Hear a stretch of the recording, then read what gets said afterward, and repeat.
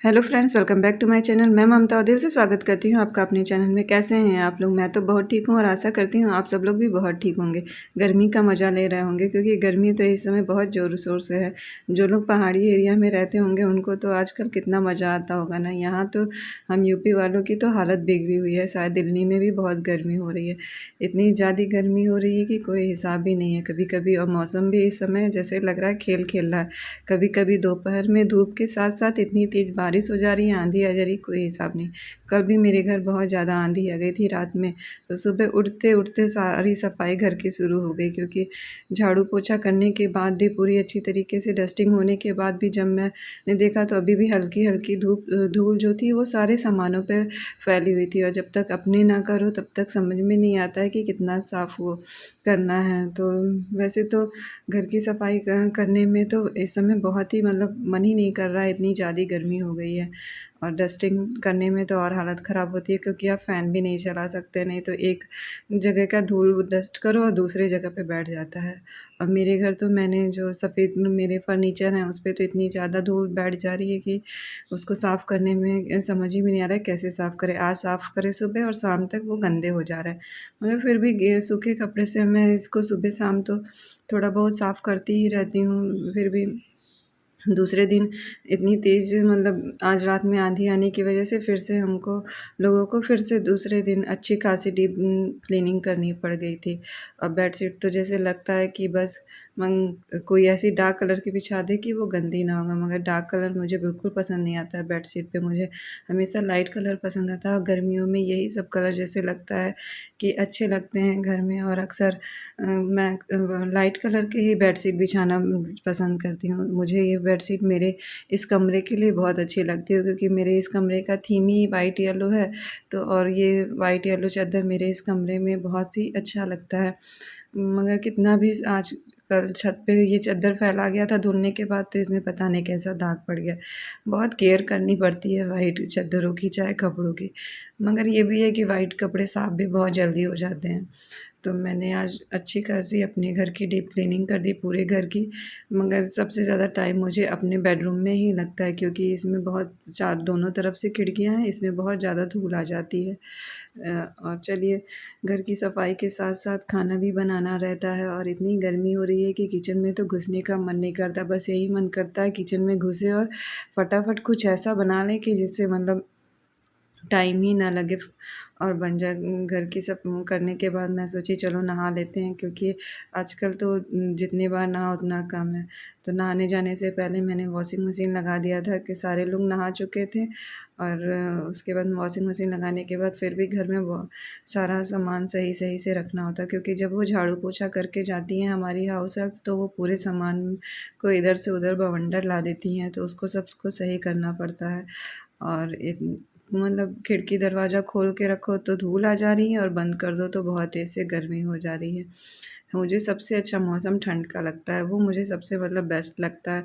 उसमें आप खूब बढ़िया बना के खा लीजिए, खूब बढ़िया से सो जाइए, आराम कर लीजिए। और घर भी मुझे लगता है ठंडक में कम गर्मी बरतने मतलब गंदा होता है। तो मैंने आज नाश्ते में सिर्फ सब्जी और ऐसे पराठा चाहे रोटी बनाई थी। और फिर उसके बाद अभी कपड़े भी फ़ोल्ड करने थे, क्योंकि कल आंधी आने की वजह से बारिश के मौसम में घर में ही कपड़े फैला दी थी, तो वो सूख नहीं पाए थे, तो रात भर कपड़े ऐसे थे। तो नहा धो के मैं फिर आ गई थी पूजा करने। अब पूजा करने के बाद फिर ये देखिए, वही कहा जाता है ना, सर मुँडाते ही ओले पड़ने। तो मेरे यहाँ भी यही हुआ था। मैं अभी डस्टिंग वस्टिंग करके सोची थी आज मार्केट जाऊँगी, और बाद में मौसम इतना धोखा दिया कि तुरंत के तुरंत आंधी और बारिश बहुत तेज़ से आ गई थी। तो आज मैं अपनी पसंद का कढ़ी और चावल बना रही थी, क्योंकि मुझे लगता है जल्दी सबसे कढ़ी चावल ही बन जाता है। एक तरफ कढ़ी मैंने रख दी थी और दूसरी तरफ चावल भी हो गया था। फिर एक कढ़ाई में मैंने पकौड़ी तल के और कढ़ी में डाल दी थी। मेरी फेवरेट मतलब मुझे जो सबसे ज़्यादा पसंद है वो मेरा फेवरेट कढ़ी चावल ही, और ये मुझे बहुत जल्दी बन जाता है, इस वजह से और भी पसंद है।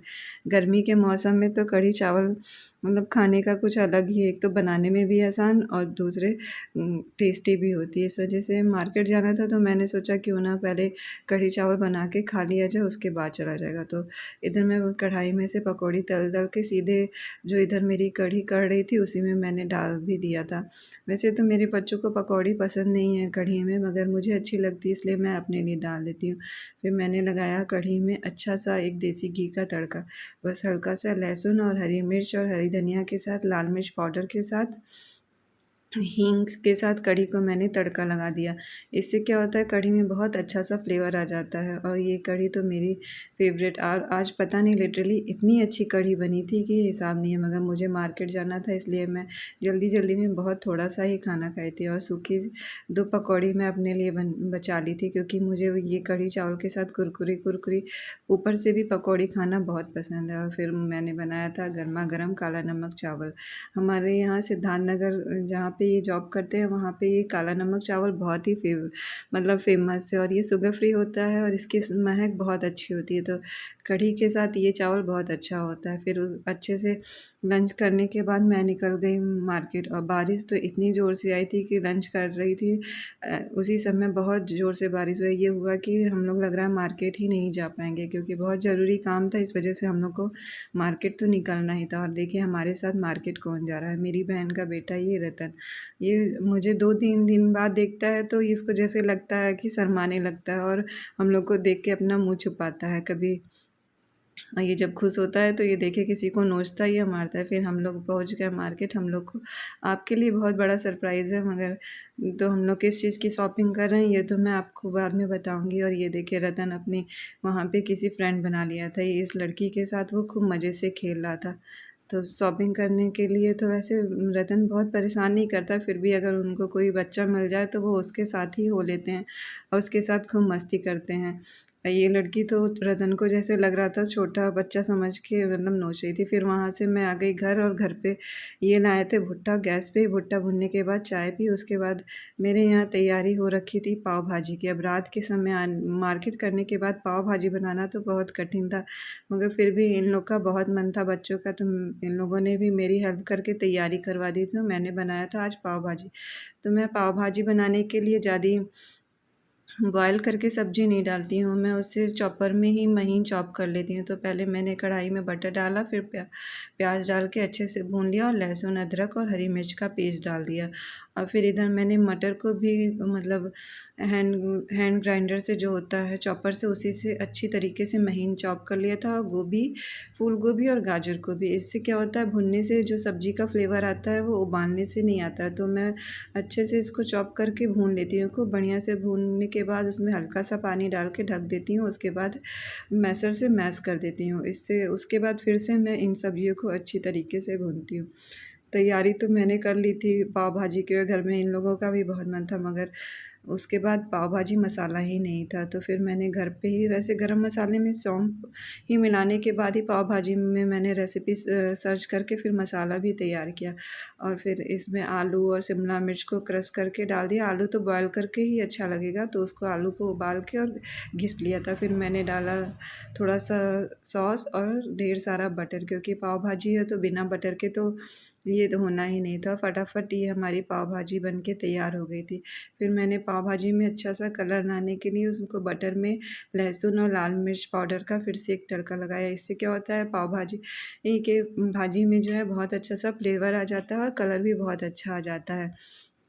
वैसे तो इतना थक के आने के बाद ये सब बनाने का मन नहीं करता है, मगर इस समय गर्मी में जिस दिन मौसम ठंडा रहे उसी दिन ये सब खाने का बहुत मन करता है।